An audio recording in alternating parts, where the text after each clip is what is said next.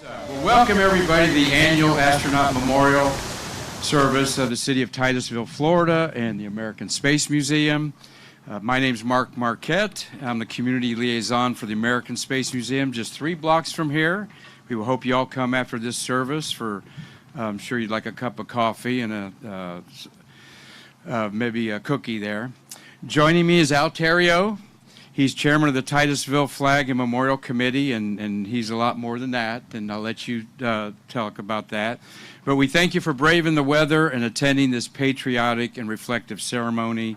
We welcome those of you watching on our social media platforms of the American Space Museum, Facebook, YouTube, Twitch, and Spotify. That's where we do our Stay Curious podcast weekdays, and some of you have been on it as our museum's all about honoring you, the space worker. And for those of you in our cyber audience, we are at a wonderful spot 10 miles from where Artemis is going to launch, hopefully in mid-April on our way back to the moon on an unmanned mission. So we will acknowledge the dignitaries in attendance in a minute, but I'd like to just mention our featured speaker, Astronaut Dr. Winston Scott. Where are you at, sir? There he is.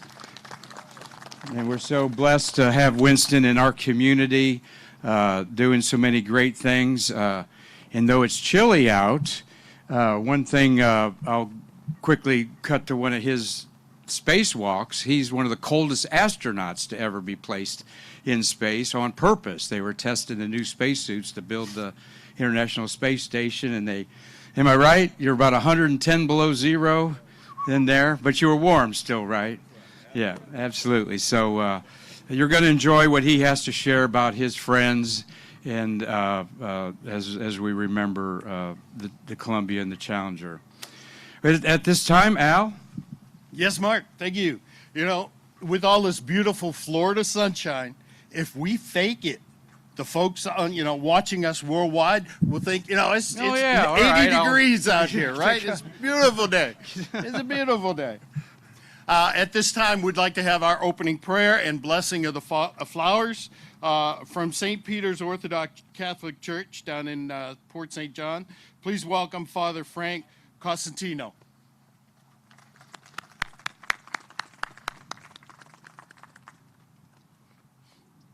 Thank you. Good morning, everybody. Good morning. Good morning.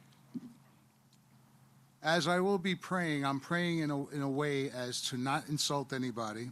I'm praying in a general fashion that applies to everybody, because some people have different beliefs and different things.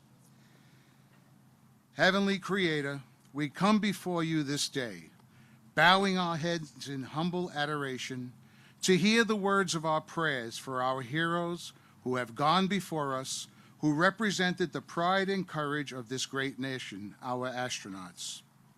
Father, we recognize that you have given us heroes in our lives by whom we can look up to respect and support and admire the mission that they take on every day, such as our law enforcement, firefighters, military, but especially today, our beloved astronauts, who when they take on their mission, they do understand the great risk that accompanies their attempts. They look danger in the eye, but their faith and trust in you takes them far beyond their missions. We offer you our prayers for the souls of all those who have gone before us willingly for the love of country and the love of mankind. We ask for you always that our loved ones, our astronauts who are with you now, may always rest in peace in your kingdom. But we ask you also, let us pray wholeheartedly for the unspoken heroes, our astronauts' family and friends, who have experienced the loss of their loved ones, who made the ultimate sacrifice for America and for the world. We ask that you bless their families and friends who supported them through all their endeavors. We ask you, Father, to send your power to watch over and bless our existing astronauts also and their families for dangers they may face one day. May your presence always be present with our space program, its workers, and all involved. Bless the many volunteers who give their time for our space program such as even today, as we honor our brave men and women who have gone before us. May your spirit always be the guiding light for our men and women who make the decisions of the day-to-day operations of our program. But let us always remember that you, Almighty Creator, are the ultimate in all our lives. You are the Alpha, you are the Omega, you are the beginning, you are the end. All things come from you, and may we all recognize that as long as we make you first, all good things will follow. For our lives, for our space program, and for our country. And for our astronauts we say, eternal rest grant unto them, O Lord, and may perpetual light shine upon them. May they all rest in peace. Amen. Flowers represent the beauty and the love that God has given us. And we say, Almighty God, look upon these flowers as the hearts of the people of the love that they bear for our astronauts and the life that they've sacrificed. We ask your blessing upon these flowers, and let each flower represent the beauty of the color and the love of each and every individual soul. In the name of the Father, and of the Son, and of the Holy Spirit. Amen. Thank you, Lord.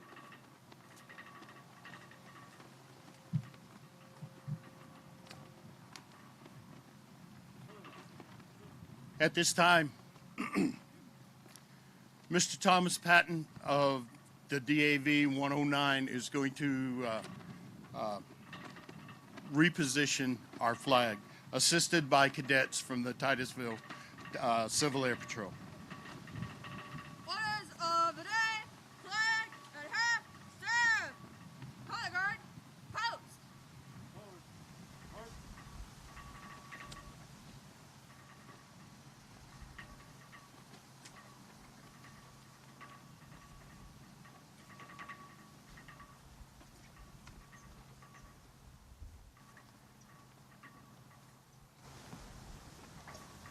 Inward, big.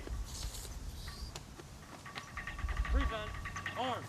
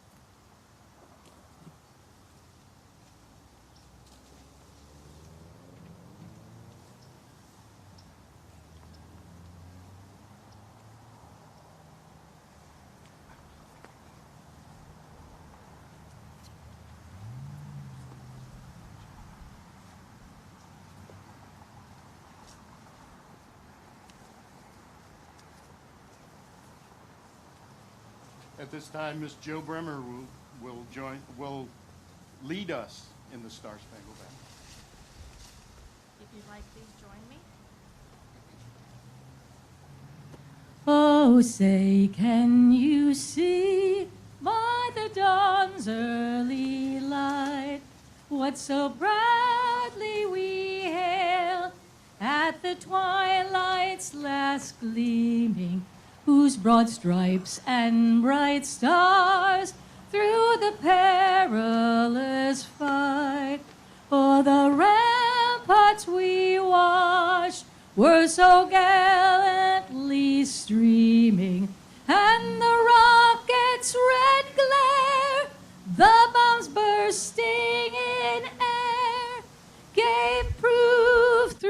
the night that our flag was still there. Oh, say does that star-spangled banner yet wave o'er the land of the free and the home of the brave?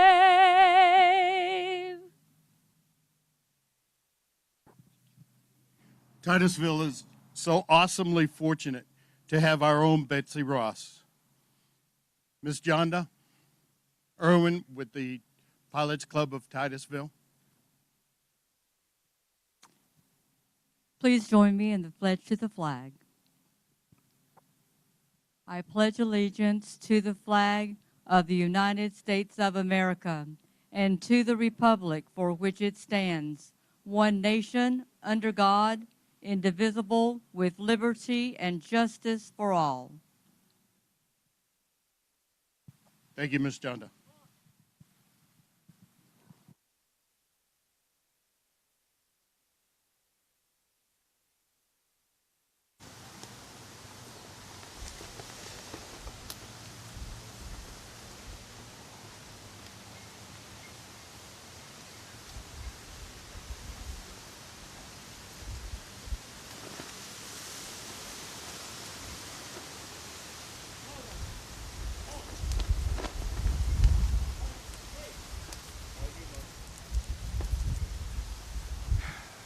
Thank you very much. I always like that part of this ceremony that's been going on for decades. And you may be seated. Thank you. For those of you joining us from around the world and those of you here that are visitors, we welcome you to a very special place that's a mere 10 miles away from the launch pads at Kennedy Space Center that launched humans into space, sent men to the moon, and rocketed hundreds of satellites that have revolutionized our modern society. And it's always proud to represent the museum because we call you people our national treasures in a very serious light, that you've done things that no other nation has done before. Today here at beautiful setting at Sandpoint Park next to the Indian River and a block away from our Spaceview Park over there, where elaborate monuments are surrounded by many of your space workers' names over there, and it's quite an homage to the birth of the space age that happened right here where we're standing. Over there, if you haven't visited it, is at the Apollo Monument is a life-size statue of President John F. Kennedy. Sandy Storm was the sculpture that did all this over there. More than 30 handprints of astronauts are preserved in bronze for all eternity. The only place in the world you can put your handprints on Gene Cernan, a moonwalker, last man on the moon, or Neil Armstrong. We also have Neil at our museum, along with Sally Ride and Eileen Collins and some others. Of course, I'm standing in front of a special flagpole that's in a circular landscaped enclosure. And at the brick floor are the bronze plaques of the names of each of the 17 astronauts. And so we are ready for the flowers? Actually... No, we got to introduce the dignitaries. Yes. Yeah, yes. Here we are, yes, all right. We thank... Al, you take over there for the second. All righty, sir. Yeah. You know, I love when you talk about the Astronaut Park. Seeing many visitors come to the city and to the area, they don't know about that. It's one of our hidden secrets. So everybody that's listening, that's watching, come down to Titusville, and there are some multiple hidden secrets for you. At this time, I would like to welcome our mayor of Titusville, the Honorable Dan Diesel, to do the official welcome. Yeah, come on up, sir. All right.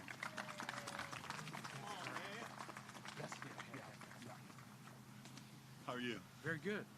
Pick a mic, either one. They I guess both I'll work. go here. All right. Well, first of all, I better fix this.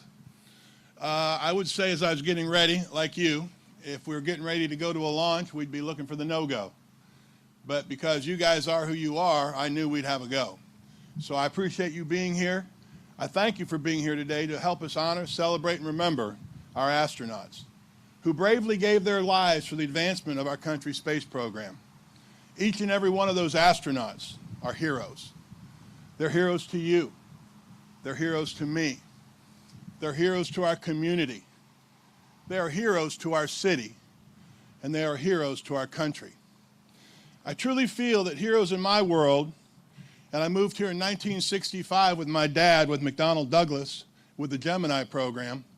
And from that point on, I can tell you that my heroes didn't leap tall buildings and wear capes.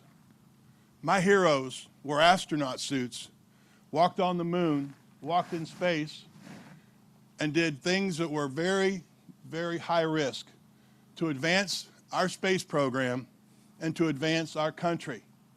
And as you know, while they were advancing our country and our space program, they were lifting our spirits and giving us pride. And those are things that I will never forget.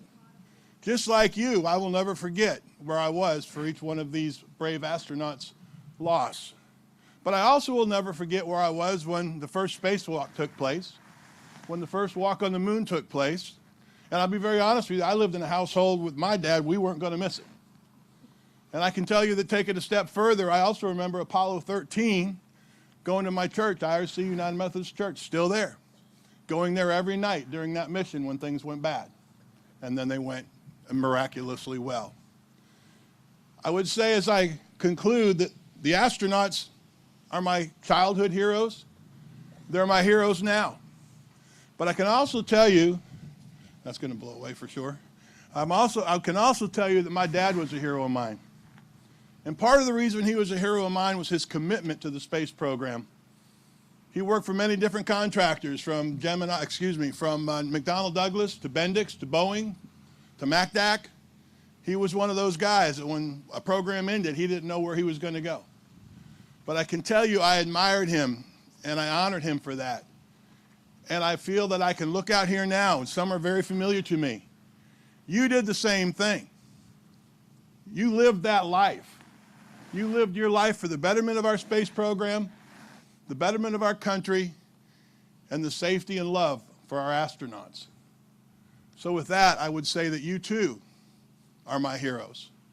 And I would say that most every astronaut would say the same thing. So with that, I'm so happy you're here. This is one of my favorite days.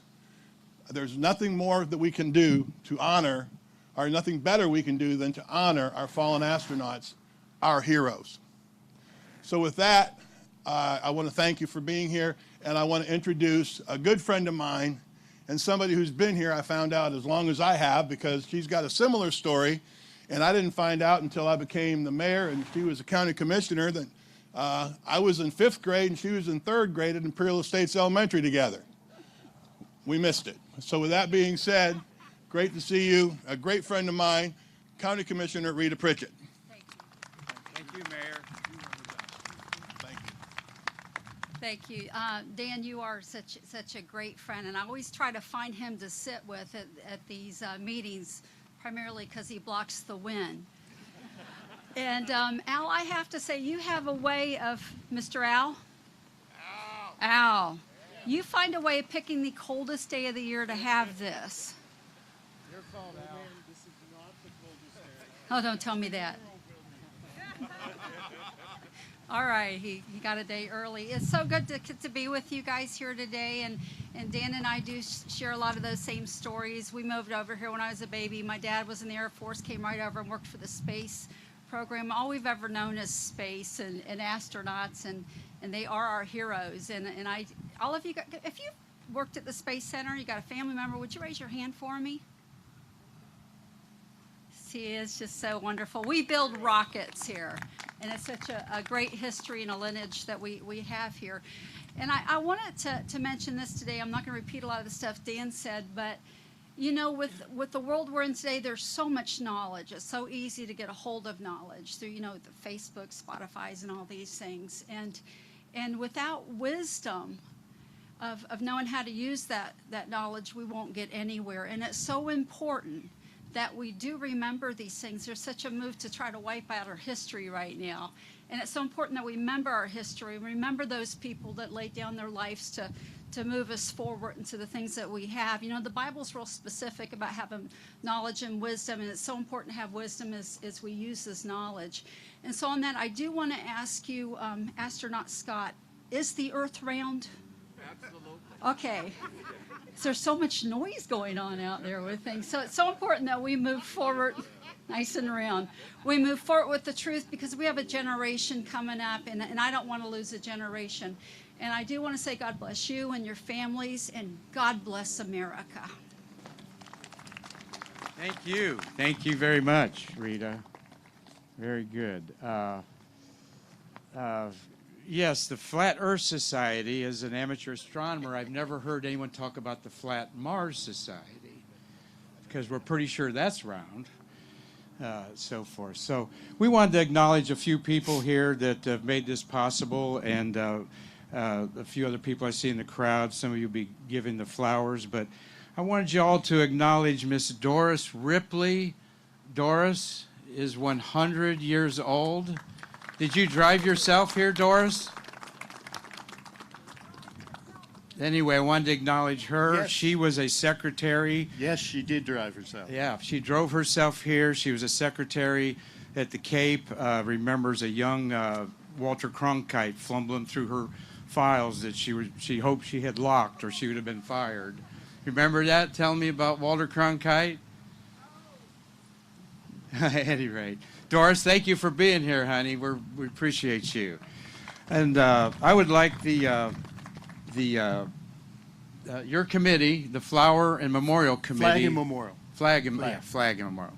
Please have them stand up. Please if you're stand. here on the Flag and Memorial Committee. I got Tom Patton, Barbara Rathbone, and Carrie Fuller. Jonda. Give me a minute. You know, it's like, bam. Bob Swink with the Elks Club. Tommy Northcutt. Thank you. And wait, who did I miss? No, I already got Tom. Oh, Miss Karen. Yeah, welcome. All right, thank you. And also, I see a few of our city councilmen out here as council people, because I know I saw Jolyn Nelson. Was she hiding over that way? There you go. Well, thank you all. Thank you all. And as part of the American Space Museum, we have some board members here. Karen Conklin's our executive director. Please stand up so we can acknowledge you. We've got Larry Osterly's over here, I see. We've got my Obi-Wan over here. And I'm ruthlessly with names. Yeah. I forgot. Chuck Jeffries, what I'm trying to think about. Chuck Jeffries, stand up. too, Chuck has really saved our museum with our auctions. The next one's March 5th, and we're grateful for Karen's leadership over there. We've got a great team under her leadership to do some wonderful things about two things: preserving the birth of the American space age right here where it started, and igniting the future generation, because we're big about your kids, your grandkids that are here. Their legacy is like none other on the face of the earth, where no other place have we sent humans to the moon and that sort of thing. Other, we got Reverend Jordan, city council member, up in the front as well, too. All right, great. Just wanted to acknowledge as a team effort to do this. I will hear that later. All right, next up is our main speaker here. Let me get my little notes on Dr. Winston Scott over here.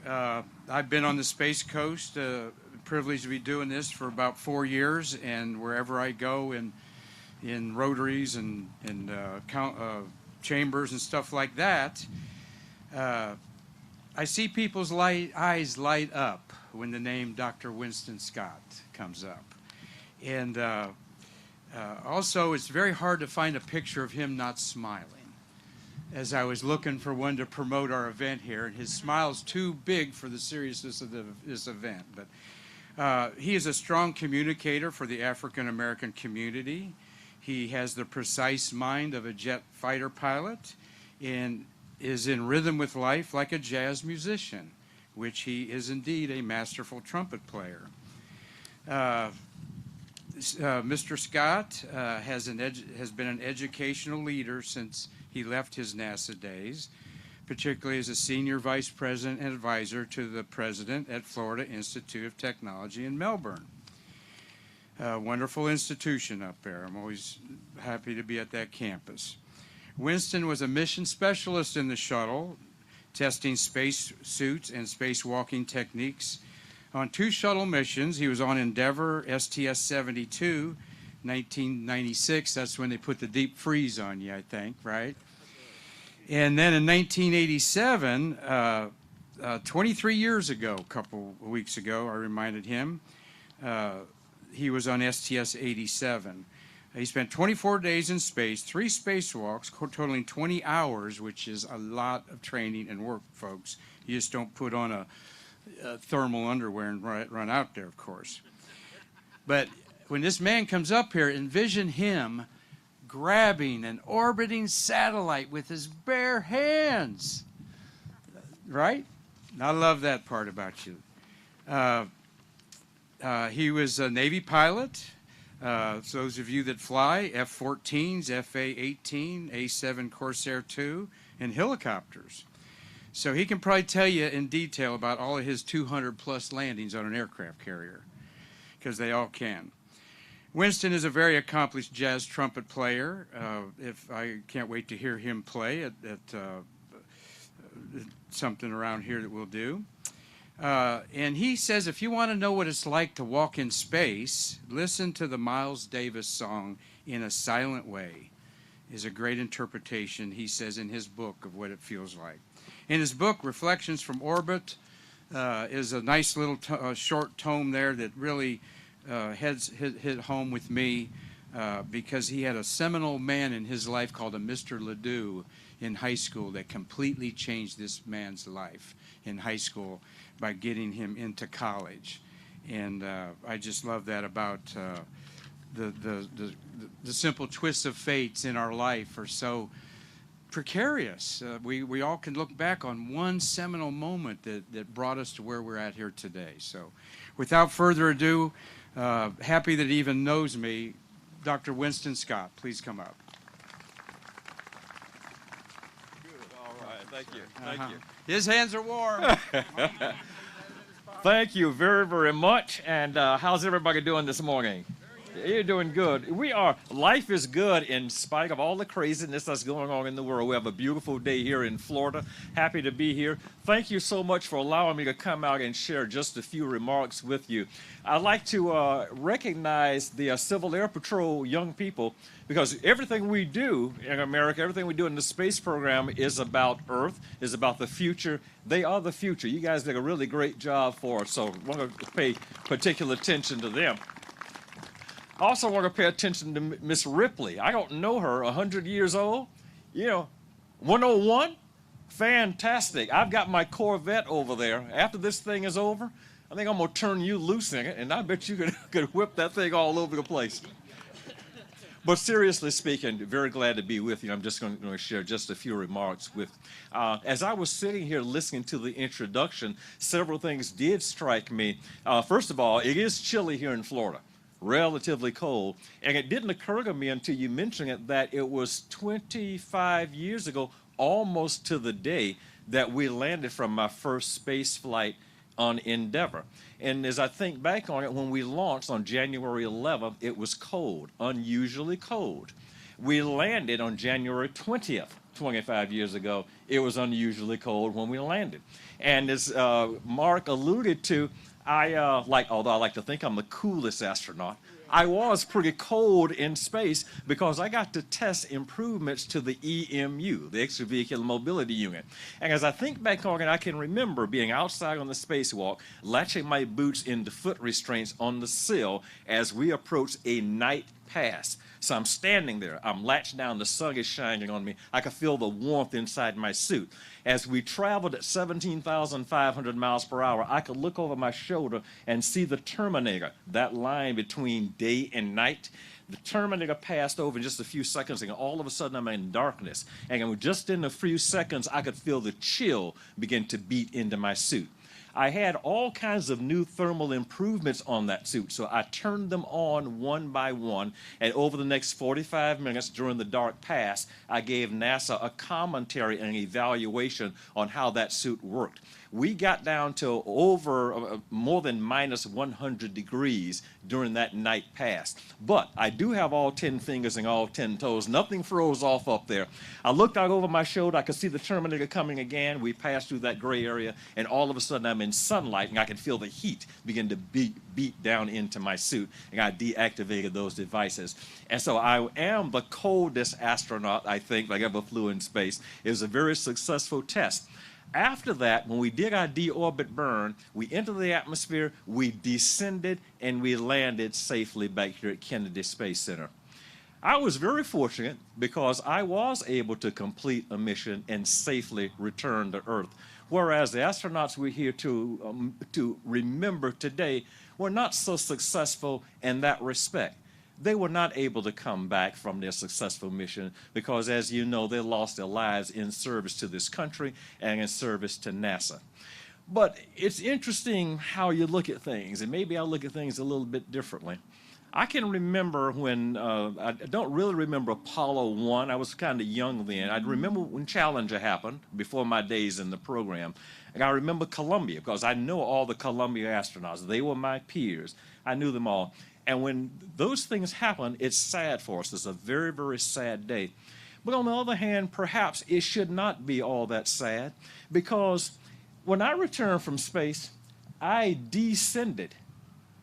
I went down and came back here and landed in this place. But perhaps we should think of our fallen colleagues as ascending. They went up. They went higher, and I like to think they're in a place that's far, far better than where I am right now. And if I'm fortunate and blessed, one of these days I may be able to go up there and join them again. It is said that a person is never dead until the last person on earth who remembers them is dead. What I think we ought to dedicate ourselves to doing is never allowing them to die, never allowing their memories to be snuffed out. We want to keep them alive by memorializing them, and we do so in a couple of ways. One is by holding ceremonies like this. Thank you all for coming out today, for joining with me to remember them, to keep their memories alive.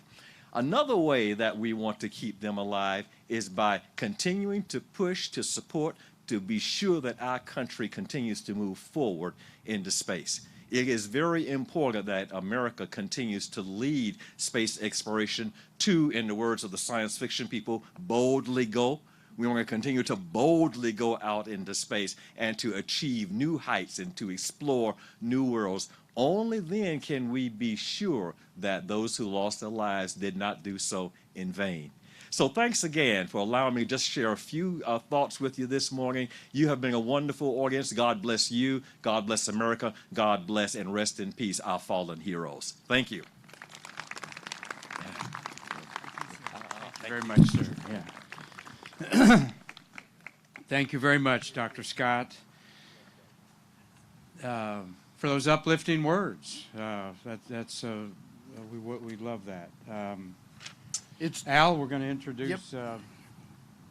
Except for the fact that I want to address Captain Scott for just a second. I think it's amazing that you were in the Endeavor and you came back on the Endeavor. Right now, my cadets are in the process of choosing a new slogan for the unit. Their choice has been Endeavor to Excel, spelled after the Endeavor. So thank you. At this time, we're going to bring Miss Joe back up. Oh, sorry, Joe.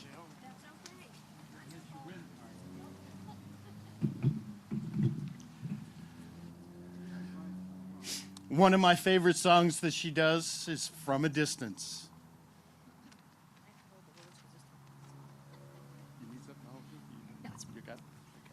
Thank you all.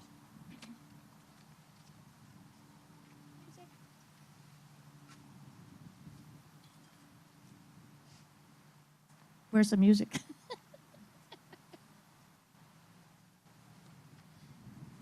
Sound booth, we got the music? There we go.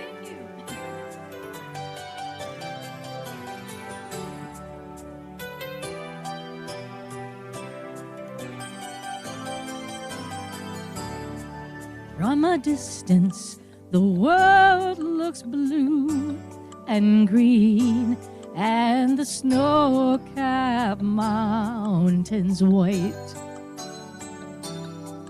From a distance, the ocean meets the stream, and the eagle takes to flight. From a distance, there is harmony, and it echoes through the land. It's the voice of hope. It's the voice of peace. It's the voice of every man. From a distance, we all have all we feel, and no one is need.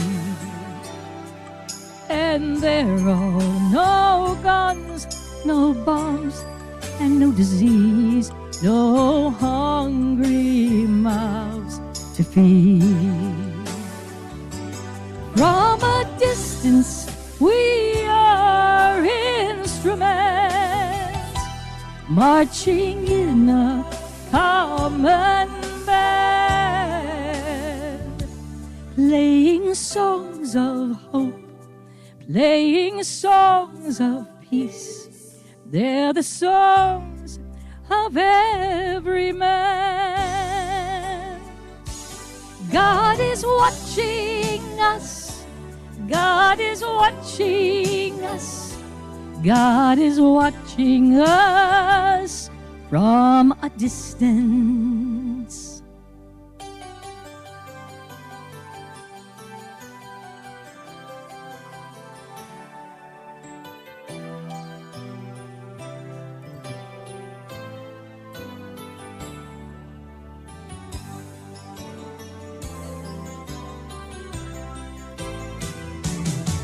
From a distance, you look like my friend, even though we are at war.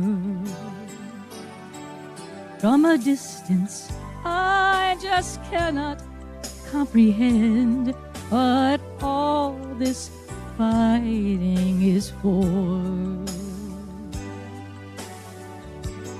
From a distance, there is harmony, and it echoes through the land. It's the hope of hopes. It's the love of loves. It's the heart of every man. It's the hope of hopes. It's the love of loves. This is the song of every man. God is watching us. God is watching us. God is watching us from a distance. Oh, God is watching us. God is watching. God is watching us from a distance.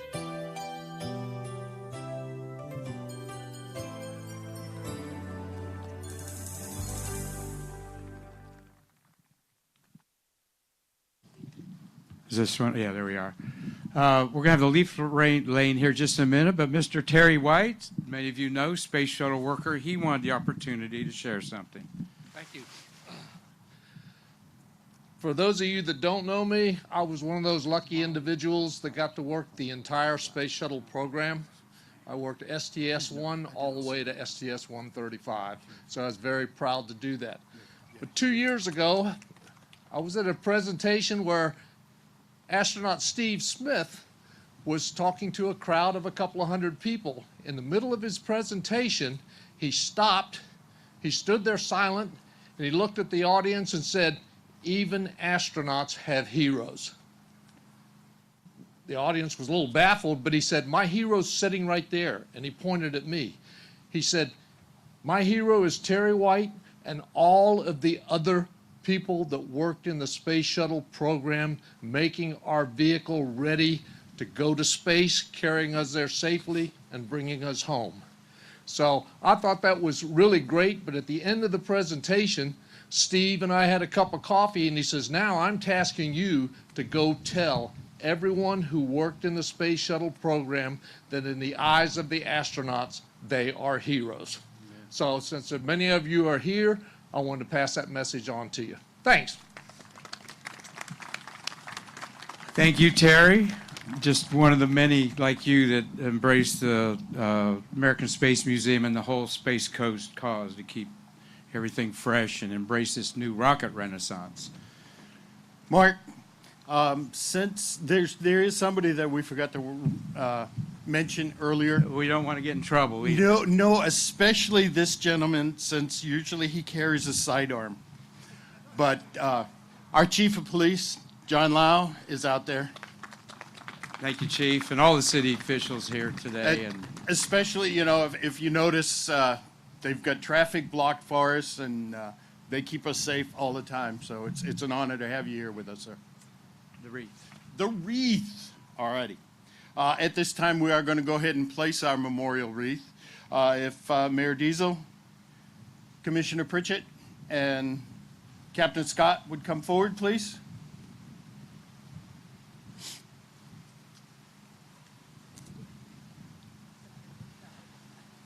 Considering there's 3 legs, you can each grab a leg and just bring it up in front of the. It is a little weighted with the weights on there.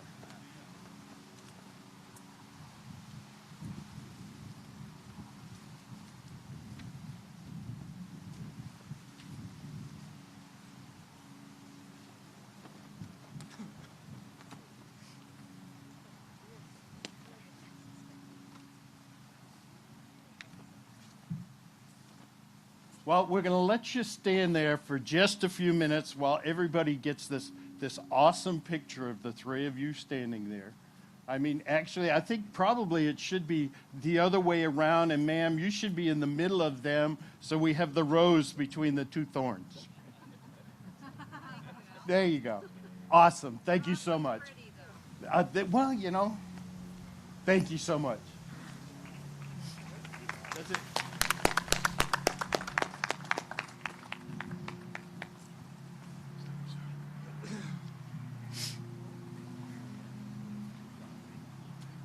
At this time, we're going to go ahead and start with the placement of our flowers. The beautiful flowers today are a gift and supplied to us by the Titusville Garden Club. So we definitely want to thank them for all that they do for us. So those of you who want to present flowers that have been selected, you know, may come up here. We're going to announce you. Do we want them to come up or just as we announce them? Yes. As we announce them, they'll come up. Okay, but first we want to, and you've got all as the we names. prepare our memorial, we want to take a moment to remember 3 astronauts who died in 2021, and many of you know them. Millie Hughes Fulford, Rich Clifford, as shuttle astronauts you know very well, I'm sure, and Michael Collins passed away. We want to mention them briefly. If I've got my brief bio here, oh, there we are. I don't have a picture of them, but I'm going to show you pictures of the other astronauts that are on your program, too. Millie Elizabeth Hughes Fulford, quite an amazing lady. She died at age 75, February 2nd. She was on STS-40, which had 3 women on that flight. There, Dr. Scott. That was an interesting one with Sid Gutierrez on that. She was born in Mineral Wells, Texas, December 21st, 1945, if you share that birthday. And after she became an astronaut and retired, She and her husband were had the Hughes Fulford Laboratory in San Francisco VA Medical Center studying. She focused on immunology, bioastronautics, and oncology. A real trailblazing woman outside of her career. Other astronaut that was sad to hear passed away was Michael Rich Clifford, and he goes by Rich Clifford, an Army officer. He was Lieutenant Colonel in the Army. He had 3 space flights and went to the Mir space station and was the first astronaut to do a spacewalk outside of a space station. It happened to be the Mir on STS-76. He was diagnosed with Parkinson's disease and flew another shuttle flight, knowing he had Parkinson's, and he became a champion for that bad disease and died December 28th, at age 69 last year. And then Michael Collins really needs no biography to those of us that have lived the space program. He was the command pilot, module pilot for Columbia that orbited the moon while his 2 buddies, Neil and Buzz, walked on the moon. You might not know he was born in Rome, Italy, and military academy grad. He immediately segued out of NASA to be the director of the Smithsonian Institute as it was being built as we know it and opened in '76. His book, Carrying the Fire, Michael Collins' book, is still regarded, though it's a 1974 book, as one of the definitive books about being an astronaut. And he wrote many other books, some for kids, some about going to Mars, because he, like Captain Scott, we can't keep dreaming that we want to go to Mars. And if you didn't know, he was a very accomplished watercolor painter, and Florida Everglades and aircraft he flew is what he painted, Michael Collins did, rarely space-related things, and he never signed his artwork because he didn't want it to be sold for his signature. 90 years old was Michael Collins. What a wonderful guy, and so let's remember those fallen heroes. Mark, we've got one more you want to add there. Yes, sir. I'm saving you for... We've got a new class of astronauts that's coming up, and it's there's debate on what we call them.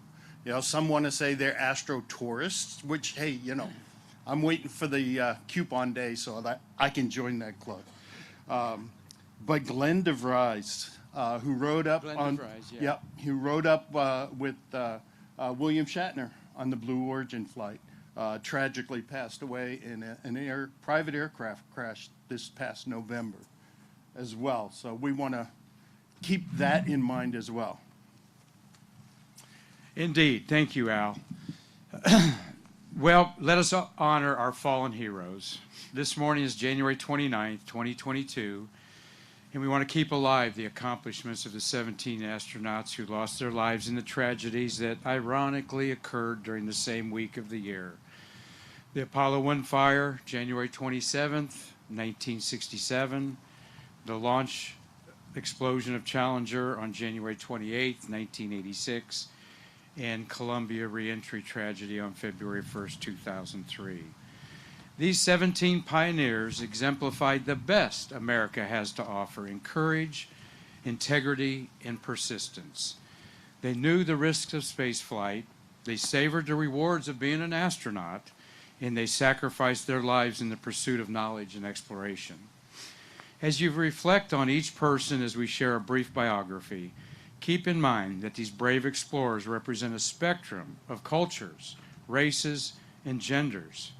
Men and women, Asian, African American, European, Christian, Jewish, even a Buddhist. This is the melting pot of America, and their lives were taken from us as they were literally reaching for the stars. The 17 astronauts are forever remembered in America as their names adorn buildings, schools, streets, parks, planetariums. They're honored with statues, scholarships, and institutions. Their names are even given to craters on the moon and asteroids, and even the hills of Mars are called the Columbia Hills, where Opportunity or Spirit rover landed about 15 years ago. We are aware that the space industry has also experienced the loss of life among those workers building the rockets and spaceships for America. Some of those are honored over here at nearby Spaceview Park on an appropriate monument over there. And I would bet if you go over there right now, you'll find some flowers over there by our Columbia and Challenger Memorial, as well as the pylon that honors the people that died in simple accidents, falling off a gantry or run over by a vehicle, actually. Not funny, but there's all kinds of ways people passed away out there. Also, we got to remember the Astronaut Memorial Foundation honors the astronauts killed during training before they flew on the beautiful space mirror at Kennedy Visitors Complex. We hold them all dear in our hearts.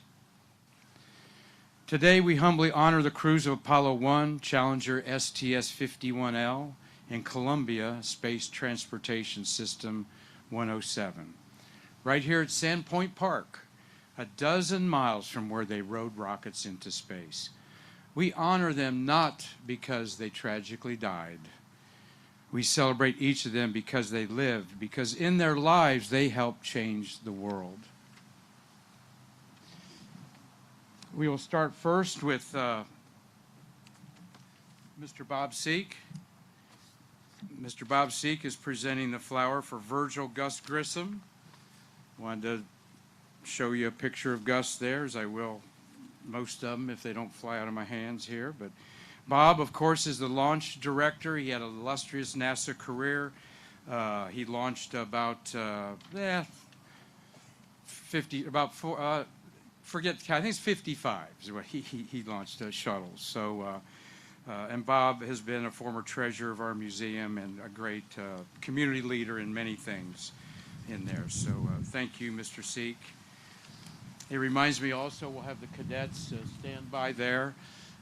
2 years ago, I want to remind everyone here, it was 90 degrees. And we were worried about some of y'all having a heat stroke standing up there. So we changed that to sit down, and now Mr. Seek can put his gloves back on in there. Next we have Dr. Al Kohler, another mentor of mine and Karen's at the Space Museum. Of course, we regret Charlie Mars, our chairman, and I lovingly called the godfather of our museum, couldn't be here today. But he's doing fine. Mr. Ed White, why don't you remember this handsome man? An identical twin, by the way, which was interesting. Next, yeah, I'm not talking about him like I was supposed to there. Sorry. Gus Grissom. And many of you know Gus Grissom. He was the commander. He was the shortest of the Mercury 7, flying the second suborbital mission. Then he took over the two-man Gemini that actually became the Gus-mobile. His brother, Lowell Grissom, was in our museum, 88 years old, the other day to do the Astronaut Memorial Foundation event yesterday, or it's Thursday, in fact. And we're very familiar with Lowell. It's always great. I'm pointing to Karen there. He's such a wonderful, warm man carrying the fire of his brother. Lives in St. Louis, did work for McDonald. But I asked him, what do you want our people to know about your brother Gus that they don't know? And he immediately said, my brother was a brilliant engineer. Everybody thinks of these Mercury astronauts as just test pilot, jet jockeys sort of thing, but my brother knew the inside out of the spacecraft. And so I share that for you, Mr. Lowell Grissom there. He was 40 years old when he died, and he rests in Arlington Cemetery. Which, by the way, Arlington Cemetery, if you are a social media person, had a tremendous 3-minute video of all the fallen people, astronauts in Arlington Cemetery. They posted it this week. Ed White, who we talked about, and thank you, Dr. Kohler, was the first American to make a spacewalk on Gemini 4 in 1965. Images of him soaring in space will be seen 100 years from now as the iconic image of an astronaut being free in the universe. because when he ended that, and James McDivitt, his commander, said, it's time to come in, it's time to come in. And Ed White said to the world on an open line as we were listening to this tremendous thing, I'm coming back in, and it's the saddest moment of my life. He was born in San Antonio, Texas, West Point, track athlete, University of Michigan, and in the second group of astronauts, and highly skilled, just like his best friend, Neil Armstrong. Ed White was 36 when he died, buried at West Point. Next is Mark Conklin is going to present the flower for Mr. Roger Chaffee.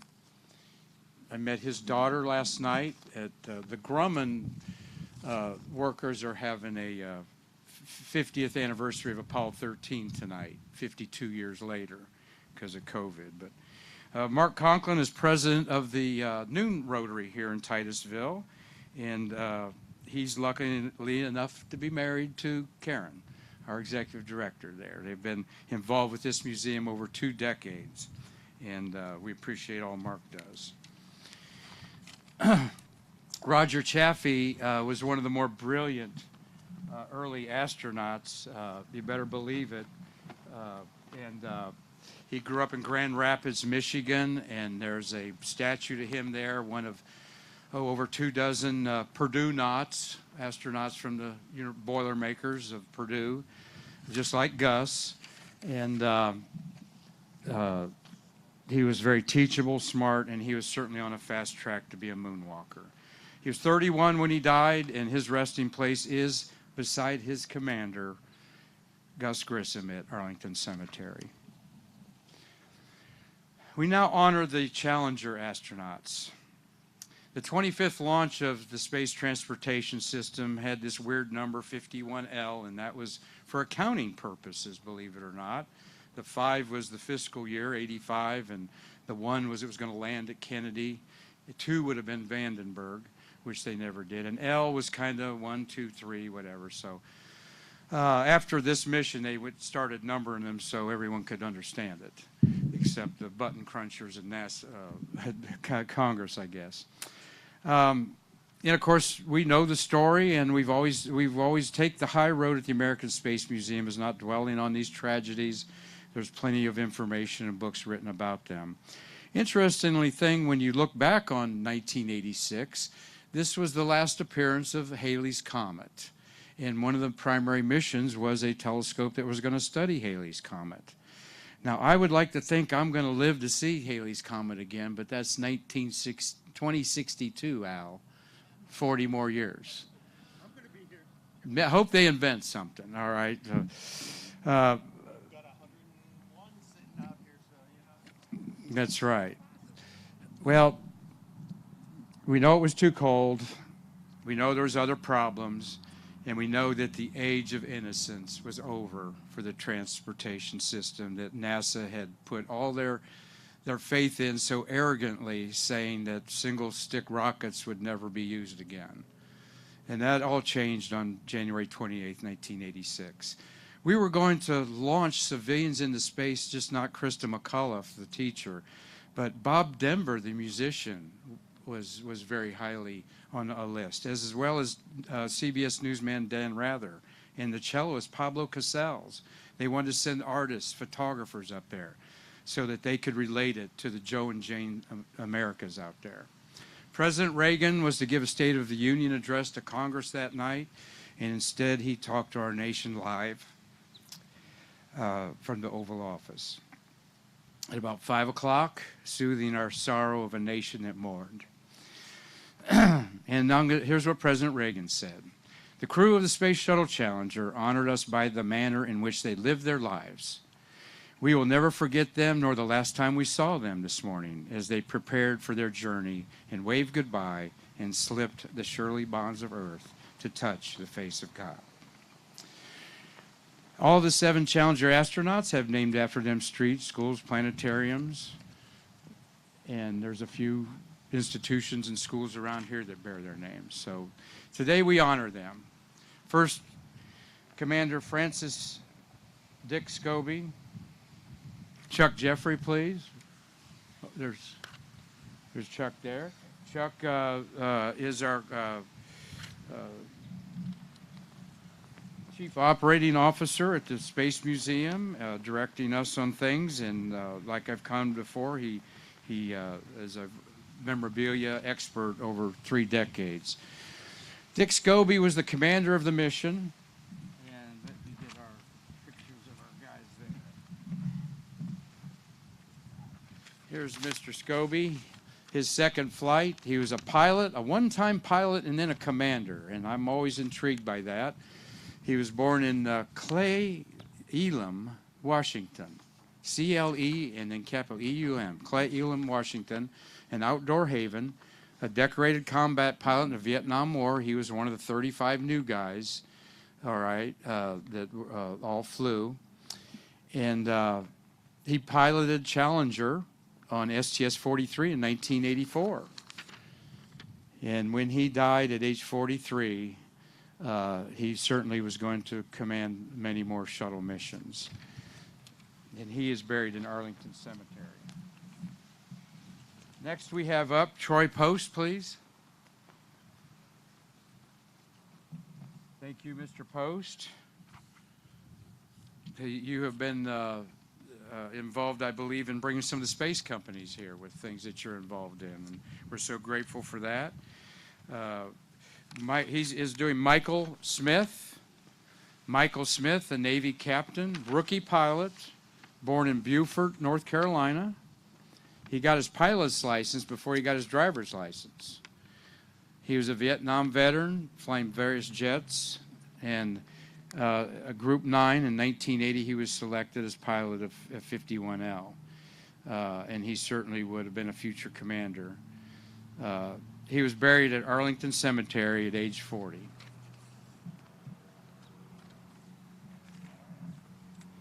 We have Tom Patton,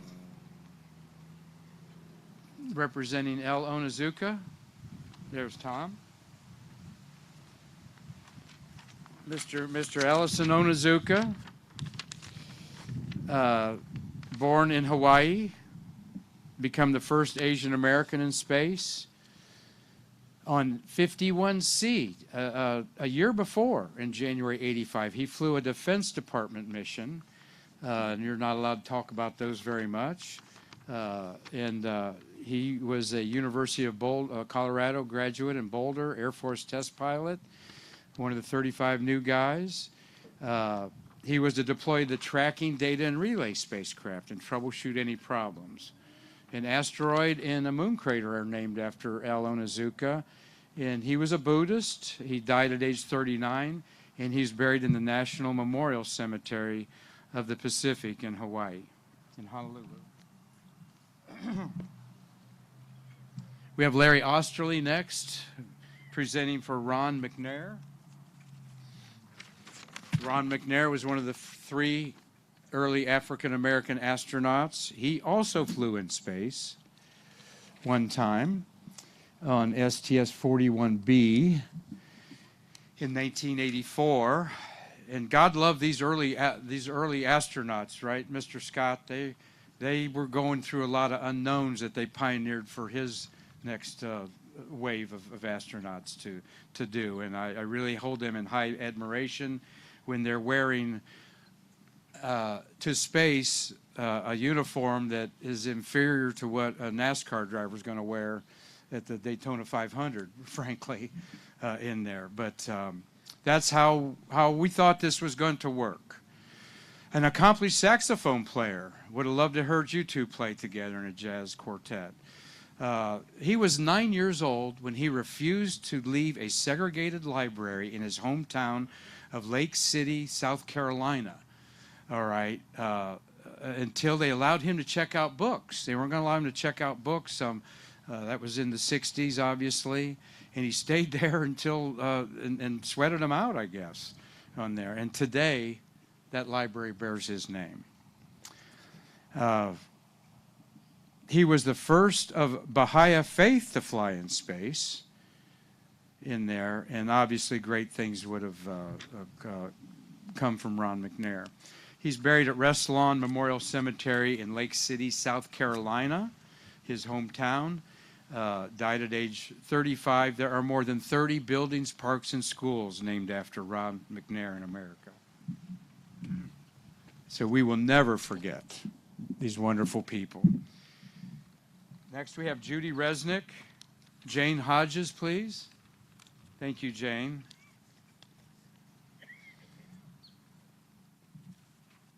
Judy Resnick. The more I know about this lady, you just can't believe how brilliant she was. Imagine this, a child prodigy planning to be a concert pianist. Could have gone to the School of Juilliard of Music.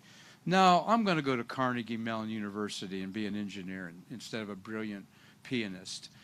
She was the 6th woman in America to get a perfect score on her ACT college entrance exams. You believe that? I do, because she's a Buckeye from Ohio, like me. She grew up in Akron. And PhD in electrical engineering after a degree at Carnegie Mellon, which I understand is a pretty serious institution. She went on to work for RCA on NASA missile and radar projects, and then she became one of the first 6 women chosen out of 8,000 female applicants.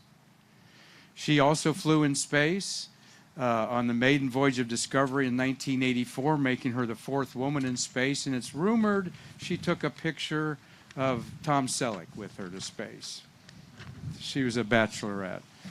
Losing her life at age 36, she's also interred at National Cemetery in Washington, D.C. Thank you, Jill. And next we have presenting Carrie Fuller for Gregory Jarvis. Thank you, Carrie, on our committee there. And Carrie lost her husband in one of the tragic accidents in the early shuttle program where 3 men died going into an unsafe place of the vehicle. And God bless you. And so this has special meaning for Carrie Fuller. Gregory Jarvis, very interesting astronaut, born in Detroit, Michigan, then went to State University of Michigan. Boy, that's messing up your accent from Michigan to New York. He worked for Hughes Aircraft. He was one of the astronauts that was truly a mission specialist, okay? If you orbit the Earth, we think you're astronauts at the American Space Museum. If you didn't orbit the Earth, that's fine. We call you a Kármán-naut. Kármán line is 62 miles, 100 kilometers, and that's fine. You go up there and do that. But he was basically going up to make sure the satellite worked, and if it wasn't, he was up there to troubleshoot it. Okay, and so he was also bumped from 2 space flights before this by 2 politicians, Jake Garn and Florida U.S. Rep. Bill Nelson at the time that flew. Bill Nelson flew the mission before this fatal mission. Jarvis died at age 41, and he was cremated, and his ashes were scattered in the Pacific Ocean.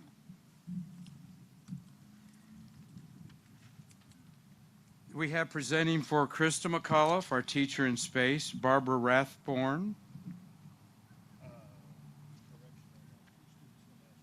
Okay, 2 students from Astronaut High.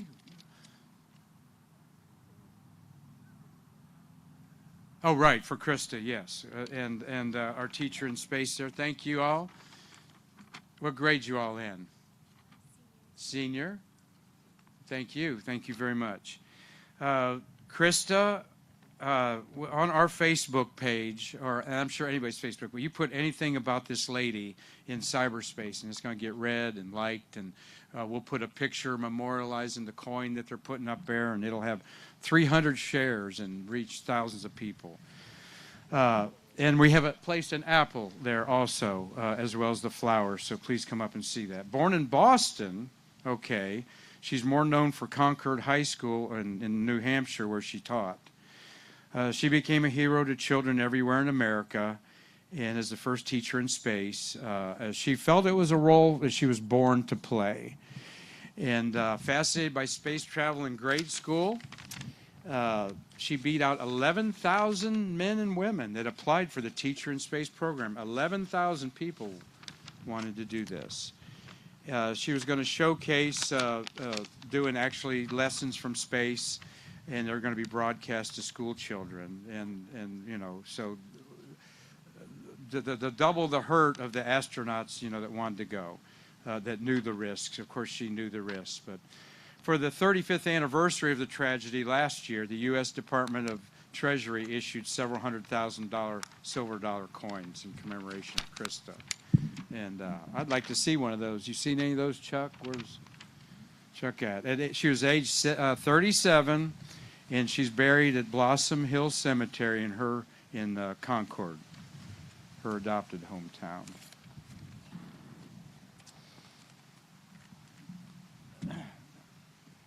Next, we want to honor the Columbia astronauts. The 113th launch of the shuttle was outnumbered of sequences, okay, because they gave them numbers for Terry White and all you wonderful workers out there to keep track of your paperwork, and they would get shuffled around as payloads had to be massaged a little more, or orbital vehicle problems. So it was the 113th launch of a shuttle, STS-107. And we know that there was damage to the wing, and the results were not good when they landed. Mr. Leinbach over here waiting for them to land on the runway. Travis Thompson's in our crowd here, one of the closeout crew members. And I feel for them. I really do. So hundreds of space workers were waiting for Columbia at Kennedy Space Center when she was lost 2 minutes before landing in Brevard County on a beautiful Saturday morning, turned dark that day on February 1st, 2007. These people on STS-107 were really a snapshot of diversity and ambitions in the American landscape. They were ironically the last shuttle mission that didn't help build the International Space Station. But their contribution to microgravity science was the bedrock for the fully functioning space station that orbited overhead here about a half hour ago, though you couldn't see it. Of course, it goes around 17 times a day. But their contribution is living on the space station right now. And that is the legacy of the shuttle missions like Winston Scott that were in the middle of the program that did wonderful things to show what science we could do in that payload bay and in the lower deck and so forth, and then the equipment like Dr. Scott tried out to do these things. So we have for Rick Husband, the commander, Norman, or is Norman here? Rathborn? Yeah, Norman. Thank you, sir. Norman Rathborn. Here is Mr. Rick Husband, commander. He was the pilot of STS-96, again, a one-time pilot, and then a commander. That's how skillful he was. He was 10 days at the space station in June. They'd gone to the space station before started building it. After all, our wonderful Bob Cabana turned the lights on the thing on STS-88 with the Russian Kirkilov. He was born in Amarillo, Texas, mechanical engineering degree, Air Force Test Pilot School, where he worked the bugs out on the F-4 and all 5 models of the F-15 Eagle aircraft. But there were some hairy moments there. And he was selected as an astronaut in 1995. A man of deep faith. The book Higher Calling is an impressionable book that his wife wrote. He had videotapes for his kids that they watched every day of a Bible lesson that he was in space for 16 days. His last request form that astronauts fill out before each flight, Rick left his pastor a personal note that simply said, "Tell them about Jesus. He's real to be."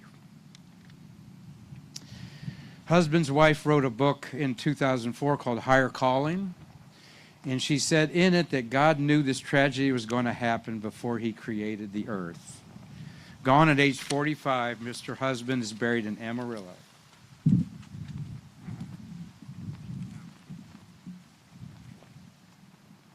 Thank you, Norman. Next, we have Mr. Mike Leinbach. Mr. Mike Leinbach, launch director of the last 36 space shuttles. Great friend of the museum. Mike always says, though we know y'all did great things and were important people, he says, we were just everyday people doing extraordinary job. Mr. Willie McCool was the pilot and born in San Diego, California, was probably not only the best name ever for an astronaut, Willie McCool, William C. McCool, but he was a Navy aviator, flew more than 24 aircraft and 400 carrier landings. He was a new generation of astronaut, okay, because he loved the radio band called Radiohead, that a lot of the old-timers were still trying to catch up with the Beatles and the Stones, probably. And he got a kick out of it when Mission Control played the song Fake Plastic Trees, which is one of their signature songs, as his wake-up call. At age 42, Willie was the youngest of the Columbia Seven and is buried at his home in Anacortes, Washington. Next we have, for Michael Anderson, Bonnie King.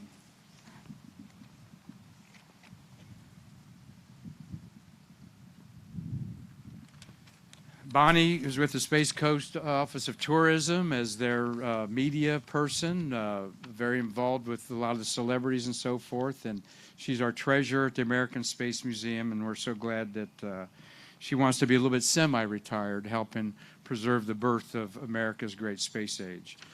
Michael Anderson enjoyed a 10-day shuttle mission on his fifth and last exchange of an astronaut at the Mir Space Station in January 1988, another astronaut that we're celebrating that flew in January. Ellison Onizuka was another one.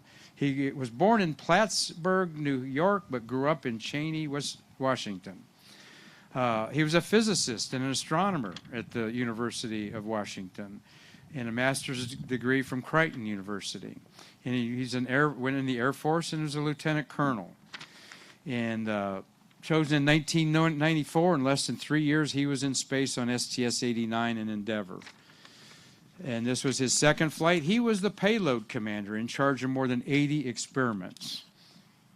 And interestingly, Michael Anderson sang in the Houston Church Choir. And he reportedly told his pastor, if this thing don't come out right, don't worry about me, I'm just going on higher. Died at age 43 and is interred at Arlington National Cemetery. We now remember David Brown. Let me move it to there. Let me do this way here. David, nicknamed Doc Brown, is being remembered today by Steve Lloyd. Thank you, Steve. Another board member at our museum, space worker. Rookie astronaut David Doc Brown was the only flight surgeon in a decade that NASA had chosen for pilot training. Very unique to be all right, and a graduate of William and Mary. He was born in Arlington, Virginia, hooked on flying and being a surgeon. Very interesting gentleman. Don't know if you know this, Winston Scott, that he was in a circus act as an acrobat, a unicyclist, and a stilt walker. Okay, of course, that's how he put himself through college.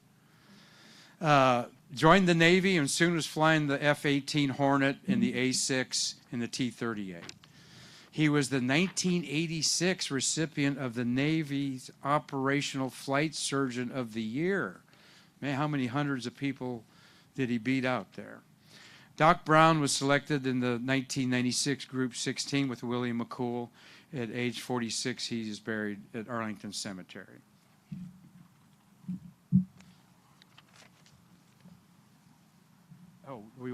Next we have presenting. We have Jim Tully, Mr. Tully, former mayor of Titusville and a space worker. Thank you, Jim Tully. He's presenting for Kalpana Chawla. I've asked several of you astronauts how to pronounce her name. Okay, Kalpana Chawla, but they all called her KC. And this was her second flight. She was on STS-87. She's the first Indian woman to fly in space. An inspiration to women of all nations, though. Her name, Kalpana, means imagination in India. And she was born in Karnal, India, the youngest of 4 children. Was at Punjab College. And then she came to America and got her master's at the University of Texas in Arlington and a doctorate degree in aeronautical and aerospace engineering. And she secured a commercial pilot's license and certified flight instructor, and she loved tail whale airplanes and flying acrobatics in there. And she died at age 40, and though very diminutive in size, quite a hard worker and very, very well loved, KC. She was 40 when she died. Her remains were cremated and scattered in Zion National Park in Utah, according to her wishes. In the Northrop Grumman Cygnus cargo ship, their 14th was named after her in October 2022. They've also named Ellison Onizuka was one of those flights too they named. Next we have Police Chief John Lau, please, presenting for Laurel Blair Salton Clark.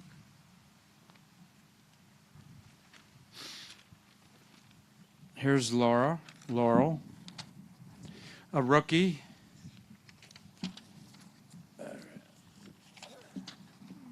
Chief Lau has been a good leader in our community, of course, for a long time, and we appreciate all that their police force do.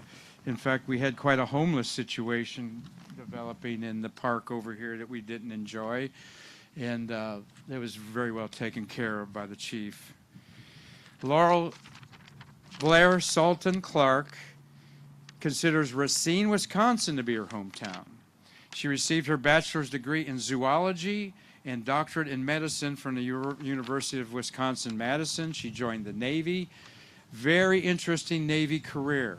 She was involved with the Naval Undersea Medical Institute, diving with Navy SEALs, and performing many medical evacuations from U.S. submarines.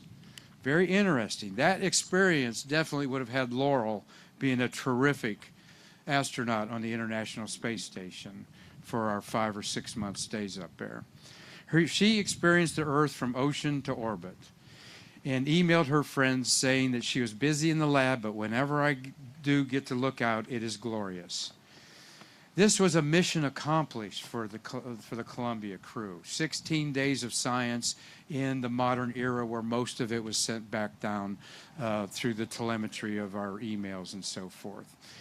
One day she was conducting an experiment. She watched a butterfly emerge from a cocoon, and she put in her notes, quote, "Life continues in a lot of places, and life is a magical thing." Navy Captain Clark was 41, and she also is interned at Arlington National Cemetery.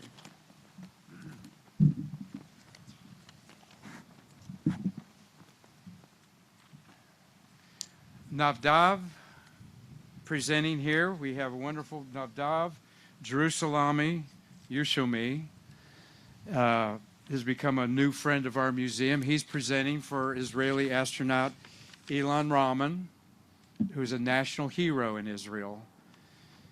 He grew up in Beersheba, Israel, the oldest of the Columbia 7 astronauts at age 48. He was a colonel in the Israeli Air Force, and we know he saw a lot of action over there during the time. He carried out many strategic airstrikes and was a very famous Israeli in the media as a war hero. When selected as an astronaut, Rahman took with him to space some symbolic things to honor his mother and grandmother, who were Holocaust survivors, as well as tributes to the Jewish faith, such as a miniature Torah. Those items were never recovered from the debris field in South Texas and Louisiana, where less than 3/4 of Columbia was found. But what was recovered were 37 pages of Rahman's diary in space that survived the explosion of heat, atmospheric cold, and then microorganisms on the ground. Damaged but salvageable by careful manipulation, NASA returned the diary pages to his wife for display in an Israeli museum. Elon Rahman wrote on the last day of his journal they found, "Today, quote, today was the first day that I felt I am truly living in space. I am a man who lives and works in space," unquote. The Israeli astronaut hero is buried in Nahala. Thank you all for, yes. Yeah, please. No, go ahead. Navda. Yeah, one thing that I was talking to, one thing that... Closer. The microphone is going to come on. I see him working with the buttons Okay. here. It's going to come on in just a minute. All right, there you go. But I'm going to go ahead and talk anyway. I was talking before the ceremony with Navan, and one of the things that I've always wanted is to represent all of the cultures that we have here. And because it's on a Saturday, we don't get a rabbi. And I was talking with him beforehand. Next year, we're going to have a big announcement right now. We are going to have it on the 29th, and that is going to be a Sunday. We are going to move it to a Sunday specifically to be able to honor.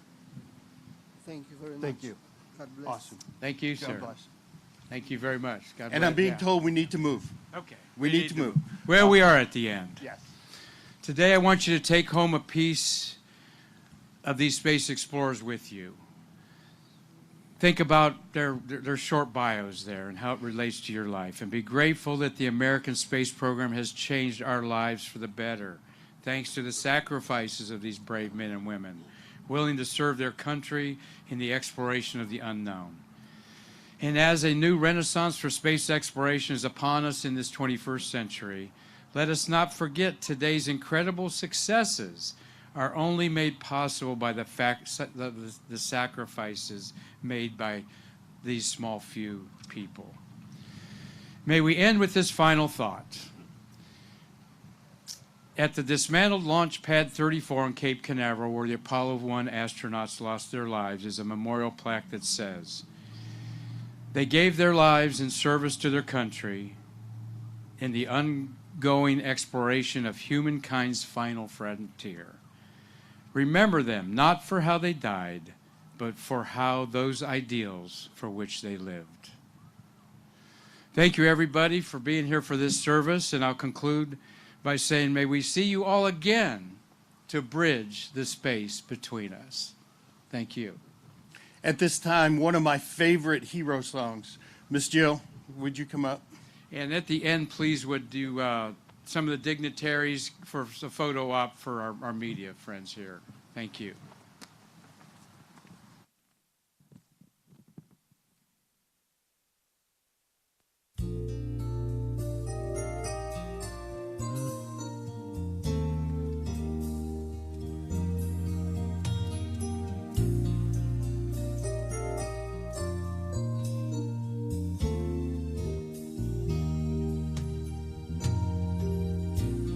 It must have been cold there in my shadow to never have sunlight on your face.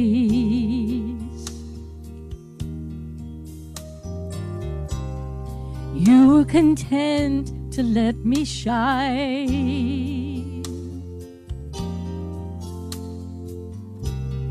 You always walked a step behind. I was the one with all the glory,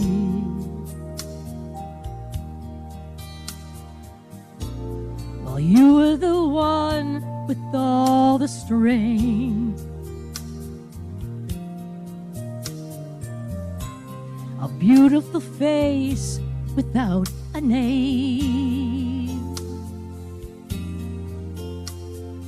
a beautiful smile to hide the pain. Did you ever know that you're my hero?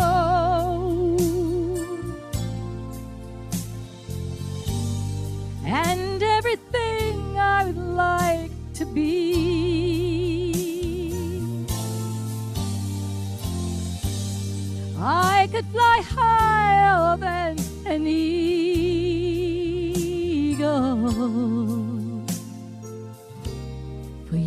are the wind beneath my wings.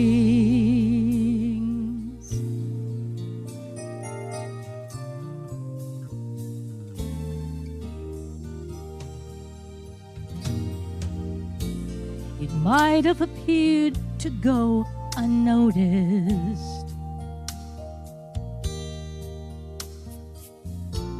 but I've got it all here in my heart. I want you to know I know the truth.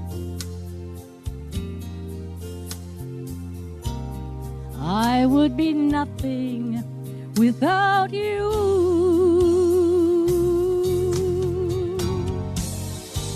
Did you ever know that you're my hero?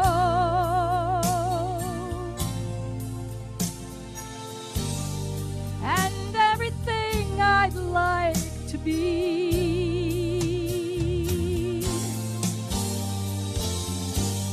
I could fly higher than an eagle.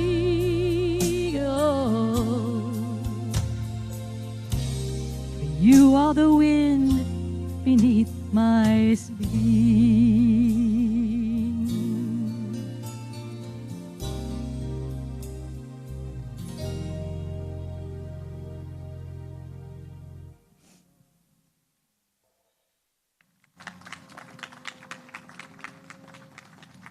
Thank you, Ms. Joe.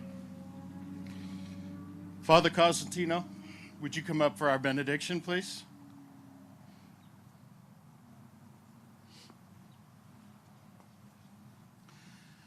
This is the first time that I've ever been asked to do something like this. And I don't know if you people have ever seen the movie Armageddon. I must have watched it 10 times. And just to watch those shuttles take off actually made me so excited. That's the best part of the movie. Imagine people like these heroes actually experiencing it. So with that, Captain Scott, from the bottom of my heart, I thank you. You are a hero. All of the astronauts to have that kind of strength and courage, knowing that you may never come back. That takes a unique kind of individual. Almighty Creator, we bow our heads in thanksgiving. Each and every individual in this world is considered a unique individual to you. No one is the same. But the uniqueness that you've given to these brave heroes, law enforcement, military, firefighters, but especially our astronauts, they are all endowed with gifts. Every person on this earth is given a gift to accomplish the job that you have endowed them with to accomplish in this world for us. And these men and women who take up the accomplish the things that they do, it takes these gifts that only come from you, not from them. They discover these gifts because of you, and they enhance them. They have the right to refuse them and not follow the dream that you've given them. But people like Captain Scott and the rest of our astronauts and the ones who have gone before us followed the destiny you gave before them, discovered who you are, and followed their dream. Whether they continued on to the upper to see you, or whether they came back safely. The astronauts today, their jobs and their accomplishments continue and continue, not for themselves, but for us. As the priesthood, Almighty Creator, the mission is not for me, the mission is for others. We belong as servants to others, as our police and the military and our astronauts all serve us with the accomplishments they make for us. So with that, we ask you to send down your almighty blessing upon all the astronauts. Keep the souls of the astronauts who have gone before us safe in the tranquility of paradise. And we ask you all for your blessing upon each and every individual here, that they may get home safely and that they have the peace and tranquility and still appreciate the honor and privilege, as I do, of being able to be part of something so phenomenal and fantastic as we honor our loved ones today. And we ask this all in your holy name. And everybody said, Amen. Thank you, Father. Please stand as the North Brevard Honor Society, Honor Guard performs the rifle ceremony and taps.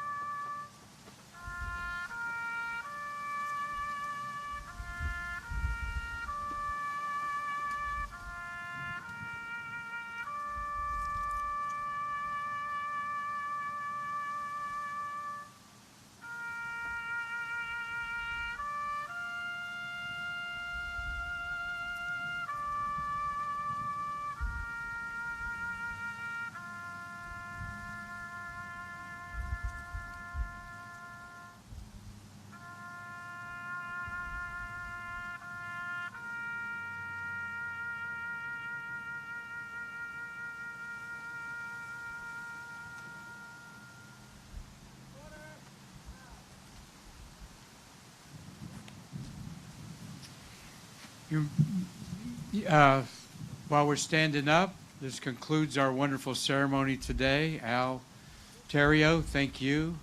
Thank you, Mark. It's been a great honor to be part of this, and we hope you all have a wonderful, blessed day. Some of you can go to free admission at the American Space Museum and rub elbows with some of the space workers over there. And thank you very much, Astronaut Scott. And anything else you want to say, Al? I want to thank say the cadets. Thank you for the cadets and honor guard. The yes. awesome camera crew we've got out here. Yeah. I mean, this year it is a production crew that we have out here, and it's absolutely awesome. And we thank them for being out here. Thank you all, everybody. Have a wonderful day. Thank you.